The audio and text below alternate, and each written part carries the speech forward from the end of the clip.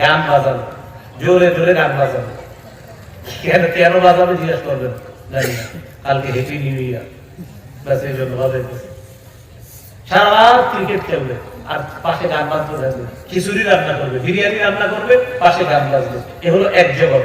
আর আরেক জগৎকে আপনারা বিভিন্ন হোটেলে গিয়ে পাবেন।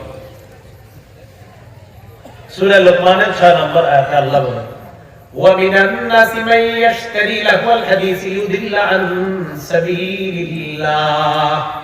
যারা বাদ্যযন্ত্র ক্রয় করে, গায়িকা নায়িকা ক্রয় করে, গান বাজানোর জন্য যারা করে, মানুষকে পথভ্রষ্ট করার জন্য, তাদের জন্য লাঞ্ছনাকর শাস্তি থাকলে বলি নাউযুবিল্লাহ। নবীজি বলেন, লা তাবিউল মুগান্নিয়াতি ওয়াল কাইনাত, তোমরা গায়িকা নায়িকা ক্রয় বিক্রয় করবা না, ওয়ালা তাশতারুহুন্না, এক্সপোর্ট ইম্পোর্ট করবা না। বাংলাদেশের শিল্পী অন্য দেশে বেচবা না, অন্য দেশেরটা এই দেশে কিনে আইনে 4 কোটি দিবা না।